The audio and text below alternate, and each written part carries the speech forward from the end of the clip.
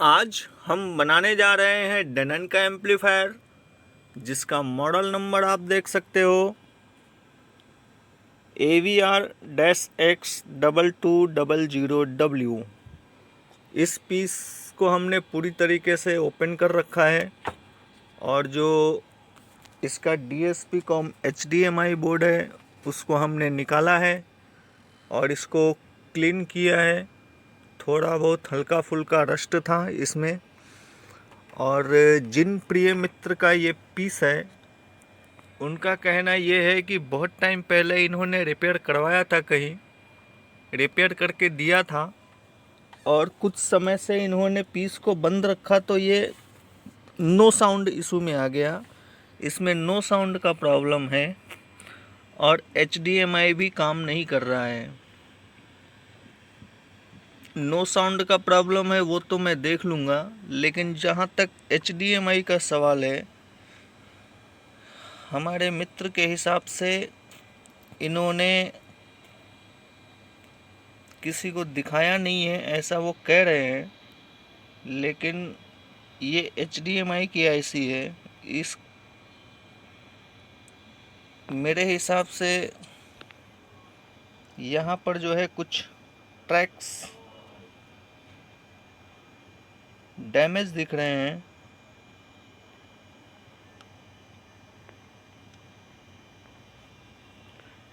या तो इस IC को बदली किया गया है, दूसरा डाला गया है, दूसरा ही डाला गया है, निकाल कर चेंज किया है। खैर, इस पर हम बाद में ध्यान देंगे। पहले हम ध्यान देंगे साउंड के लिए। इसमें साउंड नहीं है, नो साउंड के फॉल्ट के लिए आया है ये। और इतने दूर सेक्शन में रस्ट था, इसको हमने क्लीन किया है। क्लीन करने से ये काफ़ी हद तक साफ़ तो हो चुका है। चलिए हम इसको फिट करेंगे। फिट करने के बाद देखते हैं कि इसमें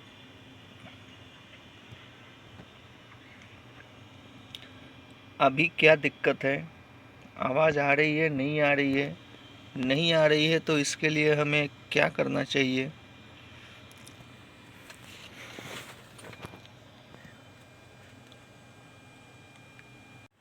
मैंने जो है बोर्ड को फिट कर दिया है। फिट करने के बावजूद भी अपना जो है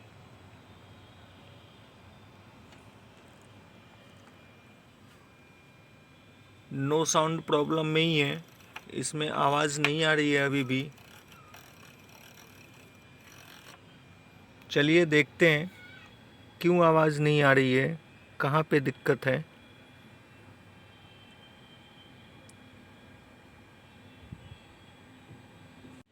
सबसे पहले हम ऑडियो सेक्शन पे काम करेंगे।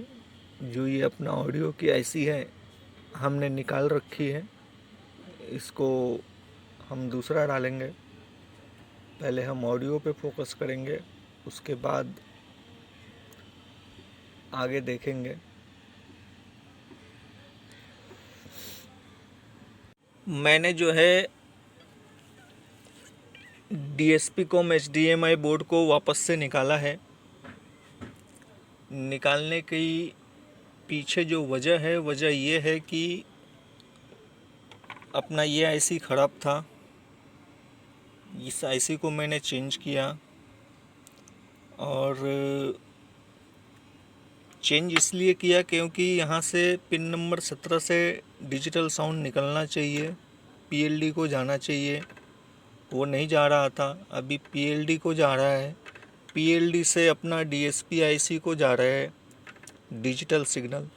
फिर वापस से यहाँ से निकल के PLD IC को आना चाहिए।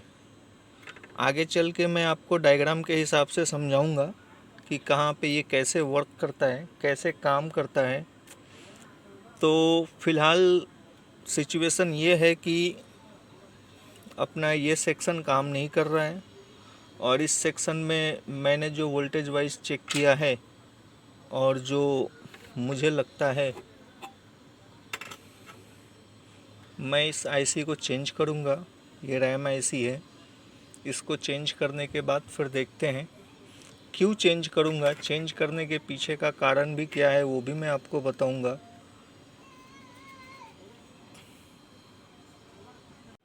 हमने रैम आईसी को निकाल रखा है, आप देख सकते हैं। अभी हम इसके अंदर नया आईसी लगाएंगे। नया आईसी कहाँ है, ये है। हम नया आईसी लगाएंगे इसमें। मैंने जो है इसको डीवीडी मोड पे रखा हुआ है, एचडीएमआई इनपुट लगा रखा है, टीवी में कनेक्ट किया हुआ है। और हम जो है इसके सभी चैनल्स को चेक करेंगे।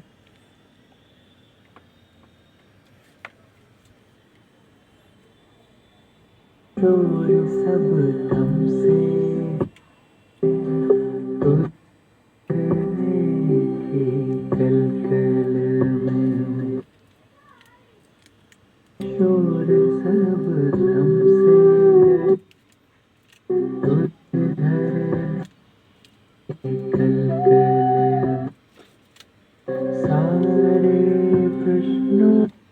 सभी चैनल में आवाज़ आ रही है। वर्किंग गुड हो गया है ये। और वर्किंग गुड होने के पीछे की जो कहानी है वो बिल्कुल भी ठीक नहीं है। बहुत लंबी कहानी हो चुकी है इसकी। ये हमने ब्लूटूथ का डिस्कनेक्ट करके रखा हुआ था, इसको फिट करेंगे। ब्लूटूथ में भी आवाज़ चेक करेंगे, प्लस कुछ महत्वपूर्ण सप्लाई जिस पर हम ध्यान देंगे।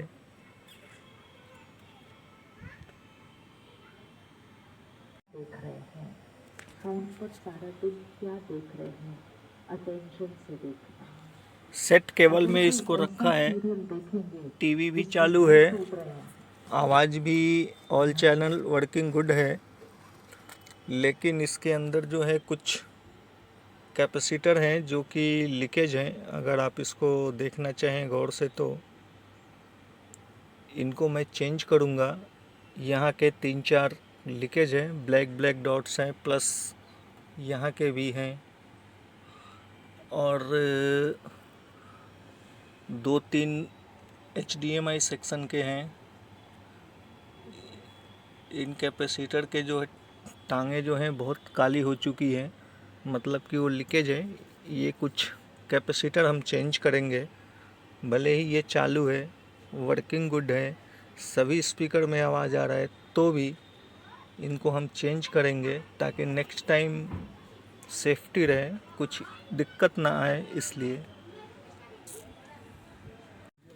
तो जैसा कि आप देख सकते हो, हमने जो है इसके कैपेसिटर जो कुछ ख़राब थे, यहाँ पे 2 ख़राब थे, ये 2 और यहाँ के 3, ये कैपेसिटर हमने चेंज कर दिए हैं। और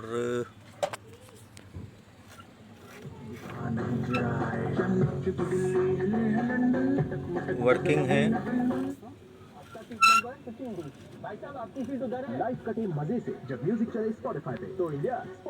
अब जो है हम कुछ महत्वपूर्ण सप्लाई की बात करेंगे जो कि अनिवार्य है, कंपलसरी है, आना चाहिए।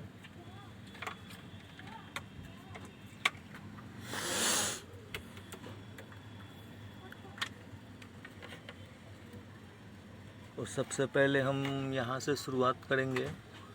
ये अपना मेन इनपुट सप्लाई है।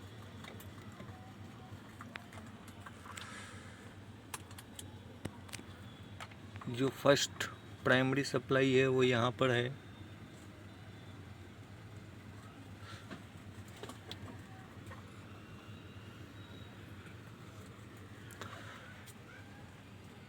$5.17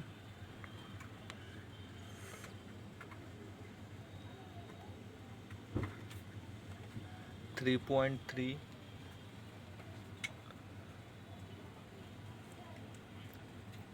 1.8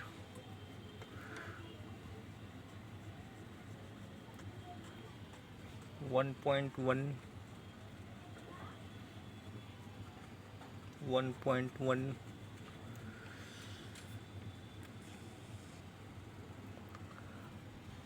1.1 3.3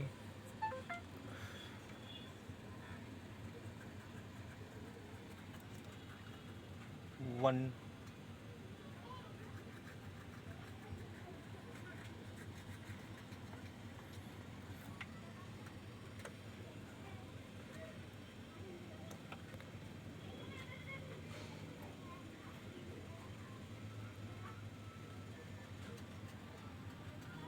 5 वोल्ट है, यहाँ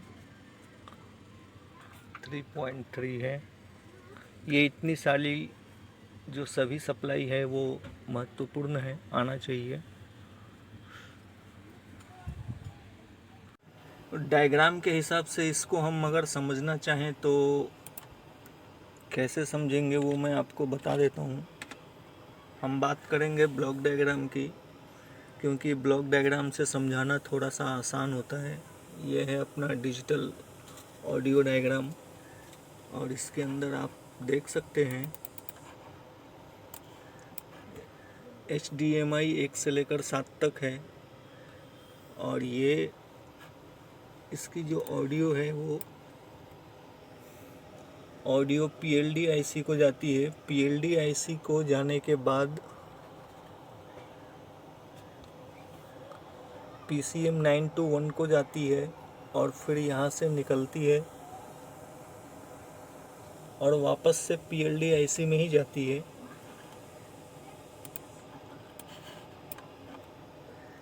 उसके बाद फिर ये digital audio decoder DSP IC जिसको मैं कहता हूँ, ये वहाँ से होते हुए HDRAM IC से होते हुए ये वापस से आती है PLD IC में, और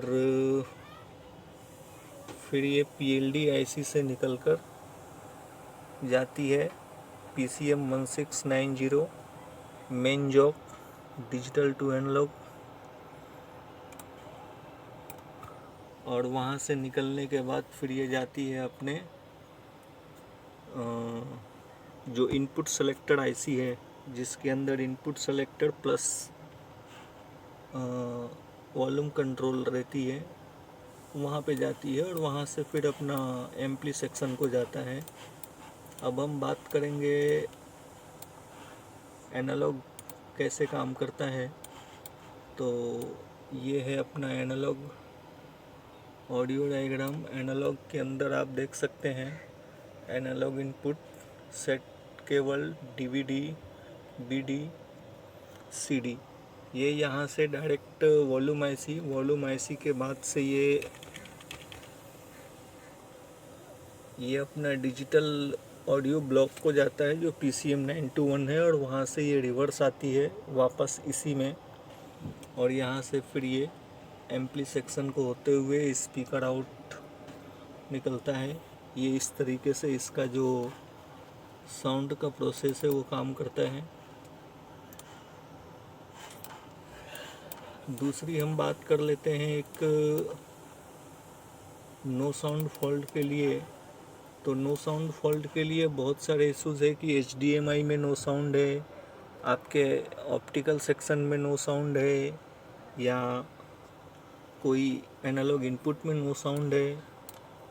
उस सब चीज़ों में जो सबसे महत्वपूर्ण है, जो भूमिका निभाते हैं, वो 99% ये IC ख़राब होती है, और ये IC बहुत कम ख़राब होती है। डिजिटल डेकोडर ऑडियो IC ये भी बहुत कम ख़राब होती है। RAM IC ख़राब होती है, और इन दोनों के बीच में जो लो ओम्स के रेजिस्टेंस लगते हैं 33 ओम्स 47 ओम्स, ज़्यादातर 99% वो रेजिस्टेंस के इश्यूज आते हैं। और इसके बीच में PLD IC और ये DAC PCM 1690 में इसके बीच में भी अगर रेजिस्टेंस का इशू आता है, ज़्यादातर यही सब छोटे मोटे प्रॉब्लम्स आते हैं इसमें।